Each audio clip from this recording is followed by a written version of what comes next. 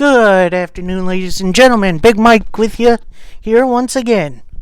Now I'm trying something a little different. I have a new lighting source. Of course, I have the microphone. And hopefully you guys enjoy the new setup as I make my predictions for this Saturday's Bound for Glory event. Now, Bound for Glory is obviously Impact Wrestling / TNA's longest running show. And we have a few matches to go through, so let's get it started. First up is a Call Your Shot gauntlet match, where the winner receives a title shot of his / her choosing. Yes, there's some intergender wrestling going on. Alright. Announced participants so far include AC Romero of 3XL, Aisha Edwards, Eddie Edwards' wife, Cody Deaner, yeah! Oh! The Redneck himself, Brian Myers of Queens, New York, formerly Kurt Hawkins, Jessica Havoc, Heath, as in Heath Slater, Big Supermex Hernandez, and his glorious mustache. Larry D, AC Romero's partner. Rhino, Heath's partner. Taya Valkyrie, see? Women. Tenille Dashwood. And Tommy Dreamer, the innovator of violence. There are some surprises to come. I'm not sure who yet. Rumors are maybe Kurt Angle's coming back. I'm not sure yet. But we'll see in due time. Winner here. Oh, also, if Heath or Rhino win, Heath gets a full-time TNA contract. That's right. Heath, in storyline at least, has been working without a contract and has been trying to get one since Slammiversary when he debuted. But if either lose, then Rhino loses his contract. So, that could be interesting. Personally, I don't think either of those guys are going to win here. So I think it's going to be one of the surprise guys, which I'm thinking maybe it's someone new. Maybe it's, you know what? I'm going to take a shot in the dark. I'm going to say it's Jay Lethal, because I love Jay Lethal. I want him back in TNA, even if it's just short term. Dude was great. First regular match on the card is a grudge match as Eddie Edwards takes on the world's most dangerous man, Ken Shamrock. Shamrock has been teaming with Sami Callihan lately, which is a little weird, but I kind of dig the team. I'm not really that into this feud, if I'm honest.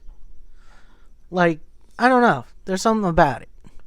Winner here, I'm going to go with Eddie, considering he just lost the world title and probably needs a big, significant win.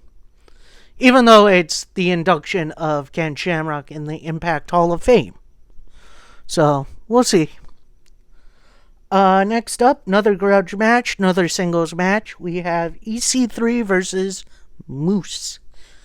Moose, former TNA World Heavyweight Champion.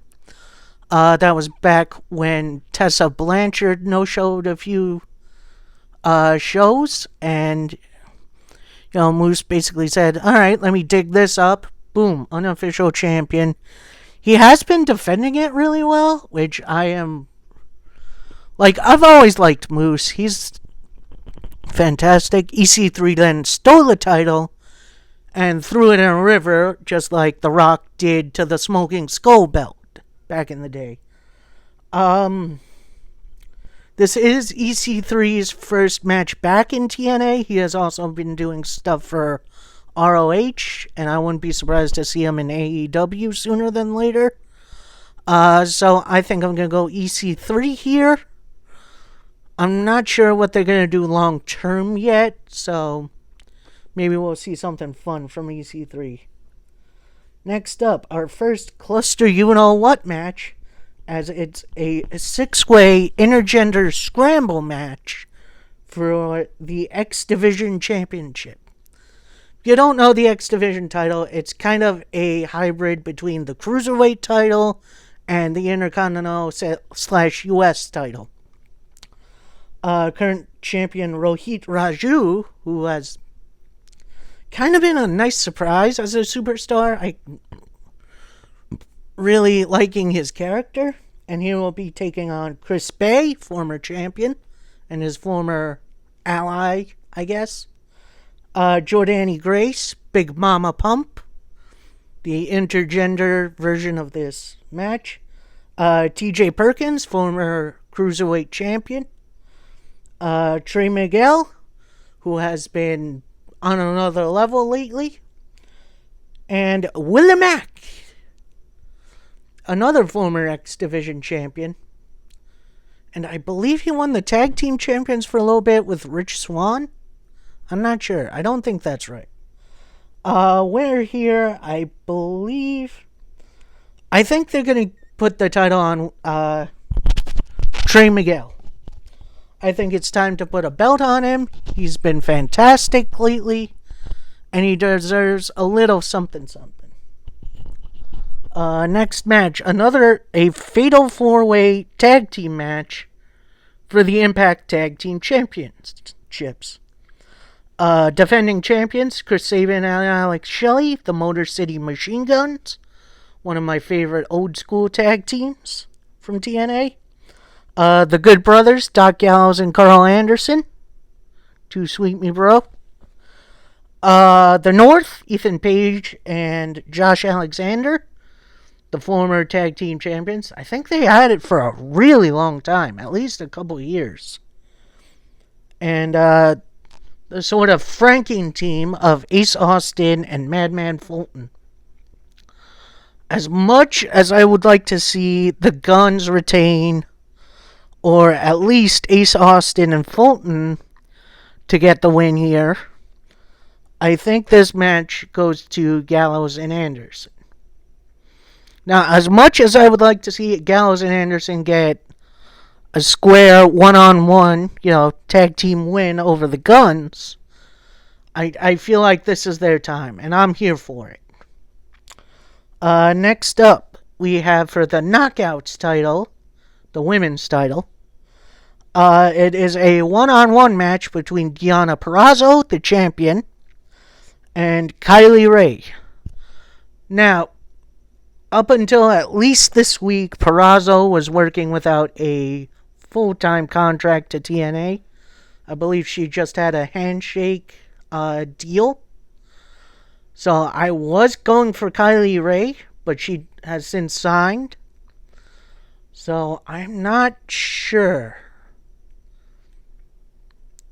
As much as I want Kylie Rae to win this, as good as she's been, it's hard for me to bet off of her because she's so good. She's such a good character, but I think Purrazzo's going to win here, but it's going to be due to her alliance with Kimberly, who has been another fantastic part of the Knockouts division. And last up, your main event of the evening.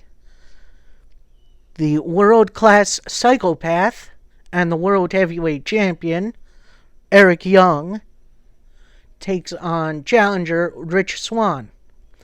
Now, this rivalry started back at Slammiversary when Rich Swann was announced as the special entrant into a 5-way, I believe it was originally cast as, with Trey Miguel and them when Blanchard vacated the title.